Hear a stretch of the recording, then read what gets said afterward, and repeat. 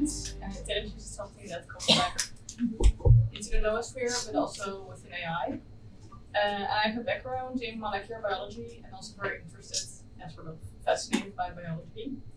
And something that's very special in biology is, I think, how interconnected biology is. So if you go into a forest, for quite some time, you know that a lot of trees, fungal networks, they are interconnected, and they also work together. So they have a positive relation with each other.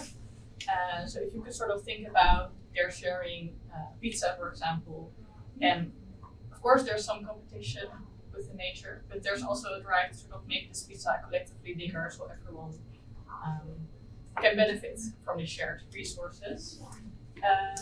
And also, for example, if you look at oak trees, which provide or support more than 2,000 other species to thrive. And I think sort of when we look at evolution or from an evolutionary perspective, there's often more of a focus on the competition side of things. And I think there's two sides that I want to sort of reflect on, is this sort of collaborative nature, but also on this very creative thing about nature. So if we look at all the different kind of species, all the different kind of sort of creativity that you can see within nature, and this is also two things that sort of come back within AI. And I think there's a current, well, still a sort of current paradigm that sort of reflects more on this competition side, but there also want sort of this harvesting or sort of making use of the very creative aspect of it. So what Stefan also talked about is creativity and how we can sort of emulate this as well. And of course, this is sort of the nature side and sort of what nature and evolution came out to be. But if we look at our own creativity, of course, there's also a lot of various tools, various creative expressions.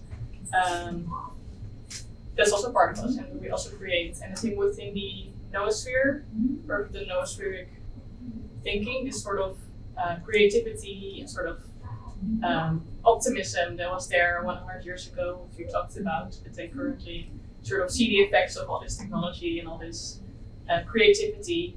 It also has sort of darker sides to it, or sort of thing we struggle with currently. And it's not with all technology, so I also want to keep some optimism on this side, and not every thing that we create has a sort of negative aspect to it. But for some of it, there's definitely some costs towards it. So for example, if you look at AI, something that's often not talked about because it makes it very difficult to sort of look into this whole progression and sort of this thing we're working on. But the AI uses a lot of resources like minerals, etc., that are needed to make all these chips and all the components needed to do AI, basically. But these are also often harvested in the global south, often with very poor humanitarian conditions, and also this sort of disconnect from nature, where we can just, or there's some sort of disconnect within it that we can just harvest whatever we want and take whatever we want. But also at the same time, we see that a lot of planetary boundaries are being crossed right now. So it's not without consequences. There's limited resources on the Earth, and so this sort of unlimited growth of AI, this unlimited sort of growing complexity, does have consequences. Also, sort of the dependency of big data centers, which use a lot of energy, and also sort of the sides of what we briefly touched upon with OpenAI or ChatGPT, that they use poor paid workers to sort of manually adapt or change some certain outcomes that are not ethical or unwanted. And also big tech companies that sort of fire their AI ethics departments. And of course, what we also talked about is the sort of alienation that we perceive when we use technology as increasing complexity.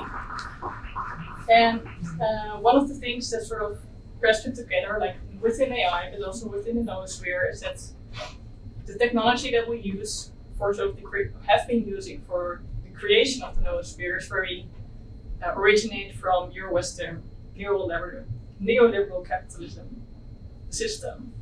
And so if we also look at the type of intelligence that's being used for AI, it's very modeled from a sort of a vision of what a human is, like Homo economicus.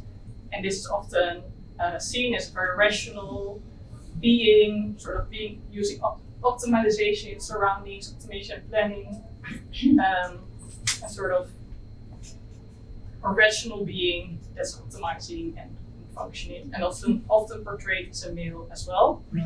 And so on the left there's like this optimization function that's being used in the implier intelligence to sort of overcome these problems. But also if you look at how we often depict AI, it's often in a labor setting. Or so for example, for the lower part, it's often being used for this sort of economical benefit, for economic growth, etc. Or often in the scene of devalued work such as care. So if we see this picture before of the little robot with the elderly care, it's also often used in these kind of settings. And so the technology that we use to sort of connect each other within the noosphere is also mainly benefiting companies and stakeholders, or they are the main benefactors of this technology. We may use it and we may use it to connect with each other across the globe, but they're not made with us in mind or not made for our benefit. And so there's a limited vision of what intelligence is. I would say this Homo economicus vision is not the only one. So if you look at the values of the noosphere that this sort of neoliberal capitalism entails, and I divide it in 4 pillars, so it's not sort of inner and outside layers of the noosphere. It can be 4, it can be 100.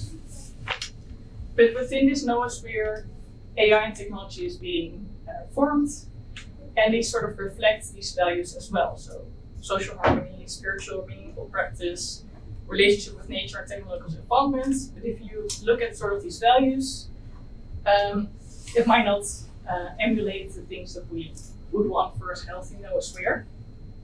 But through these AI technologies, these values get more feedback into the system.